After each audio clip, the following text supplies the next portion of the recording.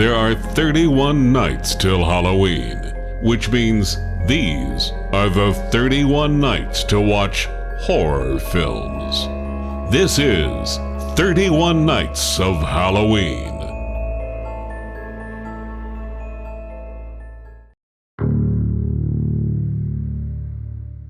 Sometimes dead is better. Louis Creed and his wife Tasha Yar, along with their daughter Ellie, who is the girl from Ghost Rider, and not Ghost Rider, the guy from Marvel, Ghost Rider, there was an old television show. I think she was. I didn't look her up. And their toddler Miko Hughes move into a beautiful new house in the suburbs, away from the hustle and bustle of the city. As we're introduced to this lovely family, all of a sudden their little toddler ends up going towards the street.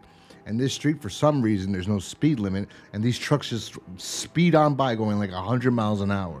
Luckily, Herman Munster lives across the street, so he runs over and grabs the little Miko and tells him, there, boy, there.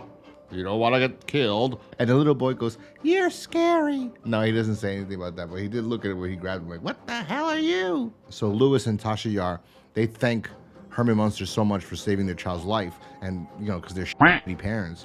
And they become friends with him because he lives across the street. Louis tells Herman that he is going to be the new doctor at the local college. Louis and Herman end up bonding a little bit, and that's when Herman tells Louis that, that backyard over there, that's about Sematary. I don't know, he has this voice. He did a good job. Herman Munster did a great job in this movie. And I don't know his real name. I'm sorry, I forgot his real name. I'm sorry. And Tasha Yar is Tasha Yar. I know she's really Denise Crosby, but she's always going to be Tasha Yar to me. It's kind of like a dork. So anyway, he tells him that there's a pet cemetery in the backyard, and then he takes his family over to the backyard to show them what it is. And the little girl's kind of like, what is this? And she's just learning about death for the first time, and it kind of traumatizes her a little bit, or scares her. Not traumatizes, but it scares her a little bit at the end. And Denise Crosby is not too happy about that, but she's okay with it. She's cool with Herman Munster because he did save her son. On his first day as the new doctor at the college, Louis receives an accident victim. Louis tries everything he possibly can to save this man, but he fails. As he kind of sits there alone, grieving about not being able to save this guy's life, also at the same time knowing that this guy practically came dead already into his lap, but he tried still anyway. He did as much as he possibly could. All of a sudden, the dead body comes to life and tells him, the soil of a man's heart is stonier. Louis. And then Louis goes, how do you know my name? How do you know my name? He kind of sounds like Keanu Reeves in this scene. And then the guy says, I'll see you later. I'll come back to you. And he does. Later on that night, he appears to Louis as an apparition and takes him over to show him the pet cemetery in the backyard. And he tells him again, the barrier was not meant to be crossed. Later on, Tasha Yar takes the Ghost Rider girl and Miko Hughes from Full House. I think he was Heather Langenkamp's son in Wes Craven's New Nightmare. But anyways, I think they went to go visit her mother and father. And this is when Judd gives him a call. Judd is Herman Munster. And he says, I think you got a problem here. There's a cat here that's dead, and I think it belongs to your daughter. Herman convinces Louis to take the cat and bury it at the pet cemetery. But he doesn't take him to where the other pets are right in the backyard. No, he takes him over this massive ancient Native American burial ground. He buries Churchill there, that's the name of the cat. And a few days later, all of a sudden, while he's cleaning up the yard, Churchill returns, only this time, Churchill's a little bastard. And it's not because the doctor had his balls cut off. No, you would think so, but no.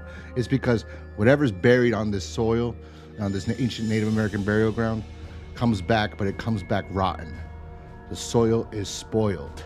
Louis's family returns, and everything's fine except Churchill stinks because he's an undead thing. That's when Herman Munster reveals to him that a long time ago he lost his dog, and he buried the dog there because somebody told him about it, and the dog came back alive, only the dog was vicious. So why would Herman Munster tell Louis to bury the cat there if he knew what was going to happen?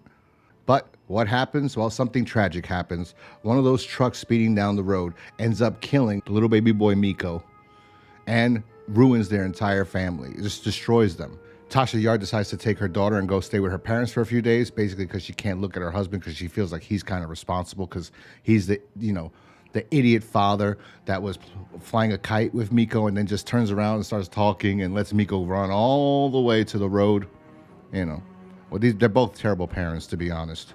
I mean, we see that from the very beginning. They're very neglectful when the daughter was using this tire swing, and they're like, be careful, they're far away, but you could see that the tree branch was about to break, and it did, and the little girl hurt herself. So yeah, they're awful parents. They kind of deserve what happens to them in this film. Lewis is tortured about this, and he feels totally responsible, as he should.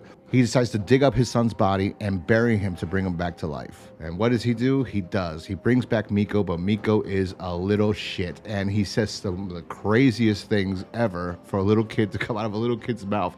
I don't know if this kid really had to say that. I don't know. So he's acting surprised that Gage actually returned. And then all of a sudden he gets a phone call, and there's Gage, and this is the most terrifying thing you're ever going to hear a little kid say. It's horrifying. That's one of the main reasons this movie's on the list. The movie continues. I'm not going to spoil the end if you haven't seen it, because I do think it's a good movie for that. There's a lot of interesting imagery and cool kind of special effects. This is Mary Lambert's first film that she directed. I think she used to do music videos prior to this, and it's pretty good. I don't know how she managed to do such a first movie so well.